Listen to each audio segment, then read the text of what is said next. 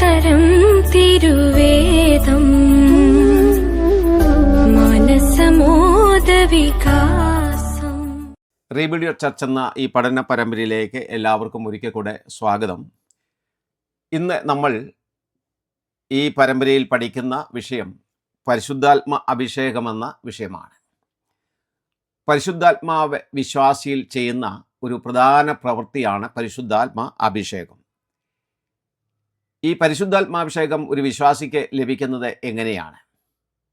ആത്മാഭിഷേകം ലഭിക്കുന്നത് പാട്ട് പാടുമ്പോഴാണ്. ഒരു പാട്ട് പാടിയാൽ ആത്മാഭിഷേകം ലഭിക്കുമോ? ഒരു കാരണവശാലും ലഭിക്കുകയില്ല. പിന്നെ എന്തുകൊണ്ടാണ് ഇങ്ങനെ ഒരു ചോദ്യമെന്ന് നിങ്ങളിൽ ചിലർ ചോദിച്ചേക്കാം. അങ്ങനെ ചോദിക്കാനുള്ള കാരണം ഞാൻ പറയാം. കഴിഞ്ഞ ദിവസങ്ങളിൽ കുമ്പനാട് IPC സഭകളോട് ബന്ധപ്പെട്ട് നടന്ന പ്രശ്നത്തെക്കുറിച്ചുള്ള ഒരു പാരഡി ഒരു ഫേസ്ബുക്ക് പോസ്റ്റിൽ, ഒരു പെന്തക്കോസ്ത് ഫേസ്ബുക്ക് പോസ്റ്റിൽ ഞാൻ കാണുകയുണ്ടായി. അത് അവർ തന്നെ ഇട്ടതാണ്. വളരെ മോശമെന്ന് വിശേഷിപ്പിക്കാവുന്ന ആ ഫേസ്ബുക്ക് പോസ്റ്റ്, വീണ്ടെടുക്കപ്പെട്ട കൂട്ടമേ വേഗമുണർന്ന് രക്ഷകൻ്റെ വേല ചെയ്യുക എന്നുള്ള ആ ഗാനം, പ്രശസ്ത ഗാനത്തിൻ്റെ ചുവട് പിടിച്ചുകൊണ്ട് ഉള്ളതായിരുന്നു. എന്റെ പ്രിയ കമ്മർത്തിക്കാരെ സഭ മൊത്തം നാരിച്ചീർന്നതറിഞ്ഞോ? എന്റെ പ്രിയ കമ്മർത്തിക്കാരെ സഭ മൊത്തം നാരിച്ചീർന്നതറിഞ്ഞോ? എന്നലേവതിൽ കൂടെ പ്രിയ വത്തകുണ്ട മണ്ഡികൾ സഭ നാട്ടിച്ചു ജനമധ്യത്തിൽ. ഈ പരടി ഈ നിലയിലാണ്. ആ പരടിയും അതിലേക്ക് നയിച്ച പ്രശ്നങ്ങളും ഒരു കാരണവശാലും ഉണ്ടാകാൻ പാടില്ലാത്തതായിരുന്നു എന്നുള്ളതാണ് എൻ്റെ വ്യക്തിപരമായ ഒരു അഭിപ്രായം. ഞാനൊരു പെന്തക്കോസ്ത് സഭക്കാരനല്ല എങ്കിൽ പോലും ഇത്തരം പ്രശ്നങ്ങൾ ആരുടെ മധ്യത്തിൽ ഉണ്ടാകുന്നതും തികച്ചും ലജ്ജാവകം തന്നെയാണ്. അതിലെല്ലാവരും ഒരുപോലെ ദുഃഖിതരുമാണ് എന്നാണ് എനിക്ക് തോന്നുന്നത്. ആ പോസ്റ്റിനെക്കുറിച്ച് പലരും പല നിലയിലുള്ള കമൻറ്റുകളെ ഇട്ടത് ഞാൻ വായിക്കുകയുണ്ടായി. അതിലൊരു കമൻറ്റ് ഇങ്ങനെയായിരുന്നു: ഇത്രയും അഭിഷേകമുള്ള ഒരു പാട്ട് ഇങ്ങനെയൊക്കെ പാടി ഇടാനും മാത്രം നമ്മൾ അധപ്പതിച്ചോ? നാണക്കേട് തന്നെ. ഈ സ്തോത്രഗീതങ്ങൾ, പ്രത്യാശ ഗീതങ്ങൾ, അതുപോലെ ആശ്വാസ ഗീതങ്ങൾ, ഇങ്ങനെയൊക്കെ പാട്ടുകളെ തരം തിരിച്ചിട്ടുള്ളത് നമ്മളൊക്കെ കണ്ടിട്ടുണ്ട്. എന്നാൽ അഭിഷേകമുള്ള പാട്ട് എന്ന പ്രയോഗം ഞാൻ ആദ്യമായിട്ടാണ് കേൾക്കുന്നത്. ഈ കമൻ്റിട്ട പ്രിയ സഹോദരി അഭിഷേകത്തെക്കുറിച്ച് അവരുടെ ആ ധാരണയാണ് ആ കമൻറ്റിൽ നിന്നും എനിക്ക് വ്യക്തമായത്. ഇങ്ങനെയൊക്കെയുള്ള പാട്ടുകൾ പാടുമ്പോഴാണ് അഭിഷേകം ലഭിക്കുക എന്നാണ് പലരും ഉദ്ദേശിക്കുന്നത്. പ്രത്യേകിച്ച് ഈ ശാലേം രാജൻ വരുന്നൊരു ധ്വനിയെ ദേശമെങ്ങും മുഴങ്ങിടട്ടെ, തീ കത്തിക്കുക എന്നിൽ തീ കത്തിക്കുക, സ്വർഗീയ ആത്മാവെ തീ കത്തിക്കുക, പെന്തക്കോസ്ത് നാളിൽ വൻമഴ പെയ്ച്ച എന്നൊക്കെ ആരംഭിക്കുന്ന ഗാനങ്ങൾ അത് പാടുമ്പോഴാണ് അഭിഷേകം കിട്ടുന്നതെന്നാണ് ഇവരിൽ പല സഹോദരങ്ങളും വിശ്വസിച്ച് പോരുന്നത്. അതുമാത്രമല്ല, ഈ അഭിഷേകം എന്നത് അന്യഭാഷയാണെന്നും ഈ പ്രിയപ്പെട്ടവരിൽ പലരും വിശ്വസിച്ച് പോരുന്നു. അതുകൊണ്ട് തന്നെ അന്യഭാഷ പറയാത്തവർക്ക് അഭിഷേകമില്ല എന്നുമാണ് ഈ ബൈബിൾ വിശ്വസിക്കുന്നവരാണ് എങ്കിൽ പോലും ഇവരെ ധരിച്ചു വച്ചിട്ടുള്ളത്. അവരൊക്കെ ഈ അഭിഷേകം ഇല്ലാത്തവരാണ്, അന്യഭാഷ പറയാത്തവർ, അവർ പരിശുദ്ധാത്മാവില്ലാത്തവരാണ് എന്നൊക്കെ പ്രസംഗിക്കുകയും എഴുതുകയും ചെയ്യുന്ന ധാരാളം ആൾക്കാർ ഈ കാലഘട്ടത്തിലും ഉണ്ട് എന്നുള്ളത് ഒരു ദുഃഖകരമായ കാര്യമാണ്. മഹാകവി KV സൈമണും ചാത്തന്നൂരിലെ KC തോമസും ഒക്കെ രോഗിയായതും മരിച്ചതും ഒക്കെ ഇവരുടെ അഭിഷേകത്തെക്കുറിച്ച്, അല്ലെങ്കിൽ ഇവരുടെ അന്യഭാഷയെക്കുറിച്ച്, അതാണ് അവർ പറയുന്നത്, പ്രസംഗിച്ചതുകൊണ്ടാണെന്നാണ് അവരിൽ പല ആൾക്കാരും എഴുതിയിട്ടും പ്രസംഗിച്ചിട്ടുമുള്ളത്. ഇനി ഞാൻ മരിക്കുമ്പോൾ എന്നെക്കുറിച്ച് എന്തൊക്കെയാണോ ഇനി ഇവരെ എഴുതാനും പറയാനും പോകുന്നത് എന്നുള്ളത് എനിക്കറിയില്ല. എന്നാൽ അടുത്ത കാലത്തെ പാസ്റ്റർ KC ജോൺ, അദ്ദേഹം അഭിഷേകത്തെക്കുറിച്ചുള്ള അവരുടെ പരമ്പരാഗത ഉപദേശം തെറ്റാണെന്ന് പരസ്യമായി പ്രസംഗിച്ചത് എൻ്റെ ശ്രദ്ധയിൽ വരികയുണ്ടായി. അഭിഷേകത്തെക്കുറിച്ചുള്ള പ്രധാന വേദഭാഗങ്ങൾ എന്താണ് എന്ന് നമുക്ക് ഒന്ന് നോക്കാം. അഭിഷേകത്തെക്കുറിച്ച് ആളുകൾ എന്തു പറയുന്നു എന്നതിനേക്കാൾ തിരുവെഴുത്ത് എന്ത് പറയുന്നു എന്നുള്ളതാണ് നാം ശ്രദ്ധിക്കേണ്ടത്. പുതിയ നിയമത്തിൽ ലൂക്കോസിൻ്റെ സുവിശേഷം 4-ാം അധ്യായം അതിൻ്റെ 18-ാമത്തെ വാക്യം, അതുപോലെ പ്രവൃത്തിയുടെ പുസ്തകം 4-ന്റെ 27, 10-ന്റെ 38, എബ്രായർ 1-9 എന്നീ വാക്യങ്ങളെല്ലാം യേശുക്രിസ്തുവിൻ്റെ അഭിഷേകത്തെക്കുറിച്ച് പറഞ്ഞിട്ടുള്ള വാക്യങ്ങളാണ്. 2 കൊരിന്ത്യർ 1 അധ്യായം അതിൻ്റെ 21 വാക്യം, 1 യോഹന്നാൻ 2-20, 27 ഈ വാക്യങ്ങളൊക്കെ പുതിയ നിയമ വിശ്വാസികളുടെ അഭിഷേകത്തെക്കുറിച്ചുള്ള വാക്യങ്ങളാണ്. അഭിഷേകം പഴയ നിയമത്തിലും ഉണ്ടായിരുന്നു. 3 കൂട്ടരെയാണ് പ്രധാനമായും പഴയ നിയമത്തിൽ അഭിഷേകം ചെയ്തിരുന്നത്. രാജാക്കന്മാരെ, 1 രാജാക്കന്മാർ അതിൻ്റെ 16 വാക്യം, പ്രവാചകന്മാരെ 1 രാജ 19-16, അതുപോലെ പുരോഹിതന്മാരെ ലേവ്യ പുസ്തകം 8 അധ്യായത്തിൻ്റെ 1 വാക്യം. അവിടെയൊക്കെ അവരുടെ അഭിഷേകത്തെക്കുറിച്ച് വായിക്കുന്നു. ഈ അഭിഷേകം എന്തിനു വേണ്ടിയായിരുന്നു? പഴയ നിയമത്തിൽ അഭിഷേകം എന്നത് ഒരു സ്ഥാന ലബ്ധിയായിരുന്നു, അല്ലെങ്കിൽ ശുശ്രൂഷയ്ക്ക് വേണ്ടിയുള്ള ഒരു നിയോഗമായിരുന്നു. അഹരോനും മക്കളും അഭിഷേകത്താൽ പുരോഹിത ശുശ്രൂഷയ്ക്കുള്ള യോഗ്യത നേടി. അഭിഷേകത്താൽ ഇടയനായ ദാവീദ് ഇസ്രയേലിൻ്റെ രാജാവായി. അഭിഷേകത്താൽ എലീശ ഒരു പ്രവാചകനായി മാറി.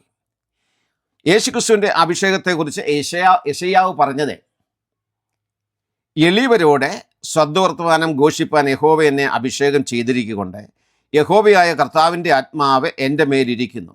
ഹൃദയം തകർന്നവരെ മുറികെട്ടുവാനും തടവുകാർക്ക് വിടുതലും ബദ്ധന്മാർക്ക് സ്വാതന്ത്ര്യവും അറിയിപ്പാനും എന്നാണ് യെശയ്യാവിൻ്റെ പ്രവചനം 61-1 വാക്യത്തിൽ യേശുക്രിസ്തുവിൻ്റെ അഭിഷേകത്തെക്കുറിച്ച് നമ്മൾ വായിക്കുന്നത്. ഇതിൻ്റെ നിവൃത്തിയാണ് ഈ വാക്കുകളുടെ, അല്ലെങ്കിൽ ഈ പ്രവചനത്തിൻ്റെ നിവൃത്തിയാണ് നമ്മൾ അപ്പോസ്തല പ്രവൃത്തി 4:27-ലും 10:38-ലും വായിക്കുന്നത്. ആത്മാഭിഷേകത്താൽ ഒരു പുതിയ നിയമ വിശ്വാസിക്ക് ഈ പദവികൾ ലഭിച്ചു എന്ന് നമുക്ക് കാണുവാൻ കഴിയും. അവൻ രാജാവും പുരോഹിതനും ദൈവ സന്ദേശം അറിയിക്കുന്ന ഒരു പ്രവാചകനുമായി അവൻ മാറുന്നു. 1 പത്രോസ് 2 അധ്യായത്തിൻ്റെ 9 വാക്യത്തിൽ നാം അത് വായിക്കുന്നുണ്ട്. വിശ്വാസത്തിക്ക് അഭിഷേകത്തിലൂടെ, പരിശുദ്ധാത്മ അഭിഷേകത്തിലൂടെ എന്താണ് ലഭിക്കുന്നത് എന്ന് യോഹന്നാൻ്റെ 1 ലേഖനം 2:20-27 വാക്യങ്ങളിൽ വളരെ വ്യക്തമാണ്. ആ വാക്യങ്ങളെ നമുക്ക് ഒന്ന് വായിക്കാം. അവിടെ വായിക്കുന്ന ഇങ്ങനെയാണ്: നിങ്ങളോ പരിശുദ്ധനാൽ അഭിഷേകം പ്രാപിച്ച് സകലവും അറിയുന്നു. 27 വാക്യം, അവനാൽ പ്രാപിച്ച അഭിഷേകം നിങ്ങളിൽ വസിക്കുന്നു, ആരും നിങ്ങളെ ഉപദേശിപ്പാൻ ആവശ്യമില്ല. അവൻ്റെ അഭിഷേകം തന്നെ നിങ്ങൾക്ക് സകലവും ഉപദേശിച്ച് തരികയാലും അത് ബോഷ്കല്ല, സത്യം തന്നെ ആയിരിക്കയാലും അത് നിങ്ങളെ ഉപദേശിച്ചതുപോലെ നിങ്ങൾ അവനിൽ വസിപ്പീൻ. ഈ വാക്യങ്ങളിൽ എന്താണ് അഭിഷേകമെന്നും അതുപോലെ തന്നെ അഭിഷേകത്തിൻ്റെ ഉപയോഗം എന്താണെന്നതും വളരെ വ്യക്തമായി നമുക്ക് ഇവിടെ കാണുവാൻ കഴിയുന്നുണ്ട്. 1 യോഹന്നാൻ 2:18-19 വാക്യങ്ങൾ വായിക്കുമ്പോൾ ദുരുപദേശത്തെക്കുറിച്ചുള്ള ഒരു മുന്നറിയിപ്പാണ് യോഹന്നാൻ ഈ വേദഭാഗത്ത് നൽകുന്നത് എന്നുള്ളത് നമുക്ക് വ്യക്തമാണ്. അവിടെ ഇങ്ങനെ വായിക്കുന്നു: കുഞ്ഞുങ്ങളെ, ഇത് അന്ത്യനാഴികയാകുന്നു. എതിർക്രിസ്തു വരുന്നു എന്ന് നിങ്ങൾ കേട്ടിട്ടുണ്ടല്ലോ. ഇപ്പോൾ അനേകം എതിർക്രിസ്തുക്കൾ എഴുന്നേറ്റിരിക്കിയാൽ അന്ത്യനാഴികയാകുന്നു എന്ന് നമുക്ക് അറിയാം. 19 വാക്യം, അവർ നമ്മുടെ ഇടയിൽ നിന്ന് പുറപ്പെട്ടു എങ്കിലും നമുക്കുള്ളവർ ആയിരുന്നില്ല. അവർ നമുക്കുള്ളവർ ആയിരുന്നു എങ്കിൽ നമ്മോടുകൂടെ പാർക്കുമായിരുന്നു എന്നാൽ എല്ലാവരും നമുക്കുള്ളവരല്ല എന്ന് പ്രസിദ്ധം ആകേണ്ടത് അല്ലോ. അപ്പോൾ ഇവിടെ പറഞ്ഞിട്ടുള്ള ഈ വാക്യത്തിൽ നിന്നും ആ കാലഘട്ടം, അതായത് ഈ വാക്യങ്ങൾ യോഹന്നാൻ എഴുതുമ്പോൾ ഉള്ള സാഹചര്യം നമുക്ക് വ്യക്തമാകുകയാണ്. ഇത് പറഞ്ഞതിന് ശേഷമാണ് വാക്യം 20 അവിടെ പറയുന്നത്, നിങ്ങളോ പരിശുദ്ധനാൽ അഭിഷേകം പ്രാപിച്ച് സകലവും അറിയുന്നു. അപ്പോൾ പരിശുദ്ധാത്മ അഭിഷേകത്താൽ സാധിക്കുന്നത് എന്താണെന്ന് വ്യക്തമാക്കിയിരിക്കുകയാണ് ഇവിടെ ഈ വാക്യങ്ങളിൽ യോഹന്നാൻ. അഭിഷേകം പ്രാപിച്ച ദൈവ പൈതൽ ദുരുപദേശങ്ങളെ തിരിച്ചറിയുന്നു. തിരുവെഴുത്തുകളുടെ പ്രകാശനം സാധ്യമാകുന്നത് ആത്മ അഭിഷേകത്താലാണ്. നമ്മളവിടെ വായിക്കുന്നത്, അവൻ്റെ അഭിഷേകം തന്നെ നിങ്ങൾക്ക് സകലവും ഉപദേശിച്ച് തരുന്നു എന്ന് നമ്മൾ ഇവിടെ വായിക്കുന്നുണ്ട്. യോഹന്നാൻ്റെ സുവിശേഷം 16:13 മുതലുള്ള വാക്യങ്ങളിലും നമ്മളത് വായിക്കുന്നുണ്ട്. നിങ്ങളെ സകല സത്യത്തിലും അവൻ വഴി നടത്തും. അവൻ സ്വയമായി സംസാരിക്കാതെ താൻ കേൾക്കുന്നത് സംസാരിക്കുകയും വരുവാനുള്ളത് നിങ്ങൾക്ക് അറിയിച്ച് തരികയും ചെയ്യും എന്ന് നമ്മളവിടെ വായിക്കുന്നുണ്ട്. 14 വാക്യത്തിൽ, അവൻ എനിക്കുള്ളതെന്ന് എടുത്ത് നിങ്ങൾക്ക് അറിയിച്ചു തരുന്നതുകൊണ്ട് എന്നെ മഹത്വപ്പെടുത്തും എന്ന് കർത്താവ് യോഹന്നാൻ്റെ സുവിശേഷം 16:13 മുതൽ 14 വരെയുള്ള വാക്യങ്ങളിൽ പറഞ്ഞിട്ടുണ്ട്. മറ്റൊന്ന്, പരിശുദ്ധാത്മ അഭിഷേകത്തിൻ്റെ ഒരു പ്രയോജനം എന്ന് പറയുന്നത്, അതിലൂടെ ലഭിക്കുന്ന നന്മ എന്ന് പറയുന്നത്, പരിശുദ്ധാത്മ അഭിഷേകം ശുശ്രൂഷയ്ക്കുള്ള ശക്തി നൽകുന്നു എന്നുള്ളതാണ്. യേശുക്രിസ്തുവിൻ്റെ അഭിഷേകത്തെക്കുറിച്ച് പറഞ്ഞിട്ടുള്ള പ്രവർത്തന പുസ്തകം 10:38 വാക്യം നമുക്ക് ഒന്ന് വായിക്കാം. നസ്രനായ യേശുവിനെ ദൈവം പരിശുദ്ധാത്മാവിനാലും ശക്തിയാലും അഭിഷേകം ചെയ്തതും ദൈവം അവനോടുകൂടെ ഇരുന്നതുകൊണ്ട് അവൻ നന്മ ചെയ്തതും പിശാച് ബാധിച്ചവരെ ഒക്കെയും സൗഖ്യമാക്കിയും കൊണ്ട് സഞ്ചരിച്ചതുമായ വിവരം തന്നെ നിങ്ങൾ അറിയുന്നുവല്ലോ. യേശുക്രിസ്തുവിൻ്റെ ശിഷ്യന്മാർ സാധാരണ മനുഷ്യരായിരുന്നു. എന്നാൽ അവരെ അസാധാരണമായ പ്രവൃത്തികൾ ചെയ്യുവാൻ വേണ്ടി ദൈവത്തിൻ്റെ ആത്മാവ് ഉപയോഗിച്ചു, അല്ലെങ്കിൽ ശക്തിപ്പെടുത്തി. ലോകത്തെ കീഴ്മേൽ മറിച്ചവർ എന്നാണ് അന്നത്തെ സമൂഹം ഈ സാധാരണ മനുഷ്യരായിരുന്ന ഈ ശിഷ്യന്മാരെ കുറിച്ച് പറഞ്ഞത്. പരിശുദ്ധാത്മാവ് ഇന്നും വളരെ നിസ്സാരന്മാരായ വ്യക്തികളെ വലിയ കാര്യങ്ങൾക്കായി ഉപയോഗിക്കുന്നു. കൂടാതെ മൂന്നാമത്തെ അഭിഷേകത്തിൻ്റെ മൂന്നാമത്തെ പ്രയോജനം എന്ന് പറയുന്നത് ആത്മീയ വിവേചനത്തിന് ഒരു വിശ്വാസിയെ ഇത് സഹായിക്കുന്നു. 1 കൊരിന്ത്യർ 2-ാം അധ്യായം അതിൻ്റെ 13-14 വാക്യങ്ങൾ നമുക്കൊന്ന് വായിക്കാം. അത് ഞങ്ങൾ മാനുഷജ്ഞാനം ഉപദേശിക്കുന്ന വചനങ്ങളാലല്ല, ആത്മാവ് ഉപദേശിക്കുന്ന വചനങ്ങളെ തന്നെ പ്രസ്താവിച്ചുകൊണ്ട് ആത്മീയന്മാർക്ക് ആത്മീയമായത് തെളിയിക്കുന്നു. 14-ാം വാക്യം, എന്നാൽ പ്രാകൃത മനുഷ്യൻ ദൈവാത്മാവിൻ്റെ ഉപദേശം കൈക്കൊള്ളുന്നില്ല, അത് അവന് ഭോഷത്വമാകുന്നു. ആത്മീയമായി വിവേചിക്കേണ്ടതാകിയാൽ അത് അവന് ഗ്രഹിപ്പാൻ കഴിയുന്നതുമല്ല. പരിശുദ്ധാത്മ അഭിഷേകത്താൽ സാധിക്കുന്ന കാര്യങ്ങൾ ഇതൊക്കെയാണ്. എന്നാൽ വളരെ ദുഃഖകരമെന്ന് പറയട്ടെ, ഏറെ തെറ്റിദ്ധരിക്കപ്പെട്ട ഒരു ക്രിസ്തീയ ഉപദേശ വിഷയമാണ് പരിശുദ്ധാത്മ അഭിഷേകം എന്നുള്ളത് പല വിശ്വാസികളിലും. ആത്മാഭിഷേകം ആർക്കെല്ലാമാണ് ലഭിക്കുക എന്നുള്ള കാര്യം കൂടെ നമുക്ക് ഈ ബന്ധത്തിൽ ഒന്ന് നോക്കാം. 2 കൊരിന്ത്യർ 1-ാം അധ്യായം അതിൻ്റെ 22-ാമത്തെ വാക്യത്തിൽ നമ്മൾ വായിക്കുന്നത്, ഞങ്ങളെ നിങ്ങളോട് കൂടെ ക്രിസ്തുവിൽ ഉറപ്പിക്കുന്നതും നമ്മെ അഭിഷേകം ചെയ്തതും ദൈവമല്ലോ എന്നാണ്. നമ്മെ അഭിഷേകം ചെയ്തതും എന്ന് പറഞ്ഞിരിക്കുന്നതിനാൽ കൊരിന്തിലെ എല്ലാ വിശ്വാസികളും അഭിഷേകം പ്രാപിച്ചവരാണെന്നല്ലേ നാം മനസ്സിലാക്കേണ്ടത്. അതുപോലെ 1 യോഹന്നാൻ 2-ാം അധ്യായം 20-ാമത്തെ വാക്യത്തിൽ നിങ്ങളോ പരിശുദ്ധനാൽ അഭിഷേകം പ്രാപിച്ച സകലവും അറിയുന്നു. നിങ്ങളോ എന്നതിൽ നിന്നും എല്ലാ വിശ്വാസികളും അഭിഷേകം പ്രാപിച്ചവരാണെന്നല്ലേ യഥാർത്ഥത്തിൽ മനസ്സിലാക്കേണ്ടത്. രക്ഷിക്കപ്പെട്ടവരിൽ അഭിഷേകമുള്ളവരും അഭിഷേകമില്ലാത്തവരുമെന്ന 2 കൂട്ടർ ഇല്ല. ദൈവവചനത്തിലുള്ള ചിലരുടെ അജ്ഞതയാണ് ഇത്തരം അബദ്ധങ്ങൾ പറയുവാൻ കാരണമായിട്ടുള്ളത്. അടുത്തതായിട്ട് നമ്മൾ ചിന്തിക്കുന്നത് അഭിഷേകത്തിന് അടയാളമുണ്ടോ എന്നുള്ള കാര്യമാണ്. രക്ഷിക്കപ്പെട്ടവരിൽ അഭിഷേകമുള്ളവരും അഭിഷേകമില്ലാത്തവരുമുണ്ട് എന്ന ഈ തെറ്റായ പഠിപ്പിക്കലിൻ്റെ കാരണം അഭിഷേകത്തിന് അടയാളമുണ്ടെന്നും ആ അടയാളം എന്ന് പറയുന്നത് അന്യഭാഷയാണ് എന്നുമുള്ള ദുരുപദേശമാണ്. അന്യഭാഷയും അഭിഷേകവും തമ്മിൽ യാതൊരു ബന്ധവുമില്ല. നിങ്ങൾ അഭിഷേകം പ്രാപിച്ചോ എന്ന് ചില ആൾക്കാർ ചോദിച്ചേക്കാം. അവരുദ്ദേശിക്കുന്നത് നിങ്ങൾ അന്യഭാഷ പറയുന്നുണ്ടോ എന്നാണ്. ഈ അന്യഭാഷ എന്ന് പറയുന്നത് 1-2 അല്ലെങ്കിൽ ചില ശബ്ദങ്ങളും വാക്കുകളും ഒക്കെ ആവർത്തിക്കുന്നത്, അതാണ് അവർ പറയുന്ന അന്യഭാഷ. അത് പറയുന്നുണ്ടെങ്കിൽ അവർക്ക് അന്യഭാഷയുണ്ട്. അപ്പോൾ ഇങ്ങനെയുള്ള ശബ്ദങ്ങൾ ഉണ്ടാക്കാത്തവരൊക്കെ അഭിഷേകമില്ലാത്തവരാണ് എന്നാണ് ഈ പ്രിയപ്പെട്ടവരെ ചിന്തിക്കുന്നത്. മനുഷ്യർ എന്ന് പറയട്ടെ, തിരുവെഴുത്ത് ഈ ഒരു കാര്യം സംബന്ധിച്ച് എന്താണ് പറയുന്നത് എന്നുള്ളത് നമുക്ക് ഒന്ന് നോക്കാം. അഭിഷേകം എപ്പോഴാണ് ലഭിക്കുന്നത്? അതുപോലെ അഭിഷേകം ലഭിക്കുന്നത് എങ്ങനെയാണ്? അഭിഷേകം ലഭിക്കുന്നത് കാത്തിരുന്നാണോ? അഭിഷേകം ലഭിച്ചതിന് എന്തെങ്കിലും ബാഹ്യമായിട്ടുള്ള അടയാളങ്ങളുണ്ടോ? മനുഷ്യർ പറയുന്നതല്ല, അതിനൊന്നും ഒരു പ്രസക്തിയില്ല. തിരുവെഴുത്ത് എന്തു പറയുന്നു എന്നുള്ളതാണ് നമ്മൾ നോക്കേണ്ടത്. രക്ഷിക്കപ്പെടുമ്പോഴാണ് അഭിഷേകം ലഭിക്കുന്നത്. എന്നാൽ ഈ അഭിഷേകം ലഭിക്കുന്നത് കാത്തിരുന്നാണെന്ന് ചില ആൾക്കാർ പഠിപ്പിക്കുന്നുണ്ട്.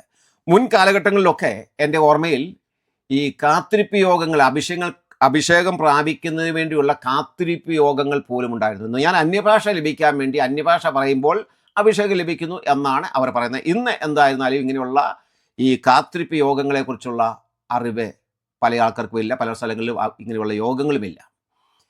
ഈ അഭിഷേകം കാത്തിരുന്നാണ് പ്രാപിക്കുന്നത് എന്നതിന് തെളിവായി ഒരു ചെറുവാക്യം പോലും ബൈബിളിലില്ല. എല്ലാ വിശ്വാസികളും അഭിഷേകം പ്രാപിച്ചവരാണ് എന്ന് 2 കൊരിന്ത്യർ 1:22 നമ്മൾ വായിച്ചു. ആ വാക്യം ഒന്നുകൂടെ ഞാൻ വായിക്കാം.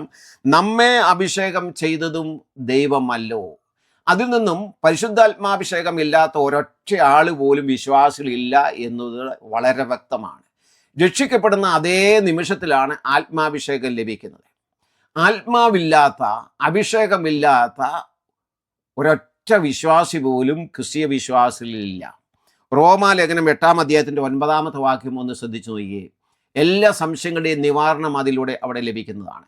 അവിടെ നാം വായിക്കുന്നത്, ക്രിസ്തുവിൻ്റെ ആത്മാവില്ലാത്തവൻ അവൻ ഉള്ളവൻ അല്ല എന്നാണ്. നിങ്ങൾക്ക് ആത്മാവില്ലയോ? നിങ്ങൾക്ക് പരിശുദ്ധാത്മാഭിഷേകം ലഭിച്ചിട്ടില്ലയോ? അങ്ങനെയാണെങ്കിൽ നിങ്ങൾ ക്രിസ്തുവിനുള്ളവർ അല്ല. അതായത് നിങ്ങൾ വിശ്വാസിയല്ല, നിങ്ങളൊരു ക്രിസ്തീയ വിശ്വാസിയല്ല, നിങ്ങൾ ദൈവത്തിനുള്ളവരല്ല. ഇത് ഞാൻ പറയുന്നതല്ല, തിരുവെഴുത്ത് സാക്ഷിക്കുന്ന കാര്യമാണ്. എല്ലാ വിശ്വാസികളും ആത്മാഭിഷേകം പ്രാപിച്ചവരാണ്. എന്നാൽ അതേസമയം തന്നെ ഒരു കാര്യം കൂടി ഓർക്കേണ്ടത്, എല്ലാ വിശ്വാസികളും അല്ലെങ്കിൽ എല്ലാവരും അന്യഭാഷയിൽ സംസാരിച്ചിരുന്നില്ല എന്ന് തിരുവെഴുത്ത് വളരെ വ്യക്തമായിട്ട് പറയുന്ന ഒരു സത്യമാണ്. 1 കൊരിന്ത്യർ 12-ാം അധ്യായം അതിൻ്റെ 29-30 വാക്യങ്ങൾ ഒന്ന് വായിക്കാം. അവിടെ നാം വായിക്കുന്നത്, എല്ലാവരും അപ്പോസ്തലന്മാരോ, എല്ലാവരും പ്രവാചകന്മാരോ, എല്ലാവരും ഉപദേഷ്ടാക്കന്മാരോ, എല്ലാവരും വീര്യപ്രവർത്തികൾ ചെയ്യുന്നവരോ. 30-ാം വാക്യം, എല്ലാവർക്കും രോഗശാന്തിക്കുള്ള വരമുണ്ടോ, എല്ലാവരും അന്യഭാഷകളിൽ സംസാരിക്കുന്നുവോ. പൗലോസ് 7 ചോദ്യങ്ങളെ ഇവിടെ ചോദിക്കുന്നുണ്ട്. 7 ചോദ്യങ്ങളുടെ ഉത്തരവും ഇല്ല എന്നുള്ളതാണ്. അതേസമയം എല്ലാവർക്കും ആത്മാവുണ്ടോ? എല്ലാവർക്കും ആത്മാവുണ്ട്. ക്രിസ്തുവിൻ്റെ ആത്മാവില്ലാത്തവൻ അവനുള്ളവനല്ല. എല്ലാവരും അന്യഭാഷകളിൽ സംസാരിക്കുന്നുണ്ടോ? ഇല്ല എന്ന് പറയുമ്പോൾ എല്ലാവർക്കും പരിശുദ്ധാത്മാവ് ഉണ്ട് എന്ന് തിരുവെഴുത്ത് വ്യക്തമാക്കിയിരിക്കുന്നു. എല്ലാവരും ആത്മാവുള്ളവരാണ്, എല്ലാവരും പരിശുദ്ധാത്മ അഭിഷേകം പ്രാപിച്ചവരാണ്. എന്നാൽ എല്ലാവരും അന്യഭാഷകളിൽ സംസാരിക്കുന്നില്ല എന്ന് വചനം പറയുന്നു. ആരെങ്കിലും എന്തെങ്കിലും പറയുന്നു എന്നുള്ളതല്ല. തിരുവെഴുത്ത് പറയുന്നത് എല്ലാവരും ആത്മാഭിഷേകം പ്രാപിച്ചവരാണ് എന്നാണ്. അങ്ങനെയെങ്കിൽ അന്യഭാഷ ആത്മാഭിഷേകത്തിൻ്റെ അടയാളമാണ് എന്ന് പറയുവാൻ കഴിയില്ല. എല്ലാവരും അന്യഭാഷകളിൽ സംസാരിക്കുന്നില്ല എന്നുള്ളത് 1 കൊരിന്ത്യർ 12-ന്റെ 30-ാമത്തെ വാക്യം വളരെ വ്യക്തമാക്കുന്നു. അഭിഷേകം വേറെ, അന്യഭാഷ വേറെ. രക്ഷിക്കപ്പെടുന്ന അതേ നിമിഷം തന്നെ നാം ദൈവമക്കളാകുന്നു. അതേ നിമിഷം തന്നെ നാം ദൈവത്തിൻ്റെ മന്ദിരമായി, ആത്മാവ് വസിക്കുന്ന മന്ദിരമായി മാറുന്നു. 1 കൊരിന്ത്യർ 6-19 വാക്യം.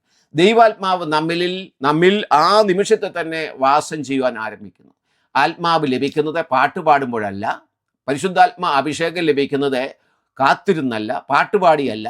യേശുക്രിസ്തുവിനെ രക്ഷിതാവും കർത്താവുമായി സ്വീകരിച്ച് ഒരു ദൈവ പൈതൽ ആകുമ്പോഴാണ് ഒരു വ്യക്തിക്ക് പരിശുദ്ധാത്മ അഭിഷേകം ലഭിക്കുന്നത്. അഭിഷേകവും ആത്മസ്നാനവും ഒന്നാണെന്നും ഇവരെ പഠിപ്പിക്കാറുണ്ട്. തിരുവെഴുത്തിനെ സംബന്ധിച്ചുള്ള അജ്ഞത കൊണ്ടാണ് അങ്ങനെ പഠിപ്പിക്കുന്നത്. അഭിഷേകം പഴയ നിയമത്തിൽ ഉണ്ടായിരുന്നു, അതേസമയം ആത്മസ്നാനം പഴയ നിയമത്തിൽ ഇല്ലായിരുന്നു. പുതിയ നിയമത്തിൻ്റെ മാത്രം പ്രത്യേകതയാണ് ആത്മസ്നാനം എന്നുള്ളത്. ആത്മസ്നാനം പഴയ നിയമത്തിലുള്ളതായിട്ട് ഒരു വാക്യം പോലും, ഒരു സൂചന പോലുമില്ല. ആത്മസ്നാനം പുതിയ നിയമ സഭയോടുള്ള ബന്ധത്തിലാണ്. ആത്മസ്നാനത്താലാണ് സഭയോട് ചേരുന്നത്. സഭ എന്നത് ആരംഭിച്ചത് പുതിയ നിയമത്തിലാണ്. അതുകൊണ്ട് തന്നെ ആത്മസ്നാനവും അഭിഷേകവും ഒരു കാരണവശാലും ഒന്നല്ല.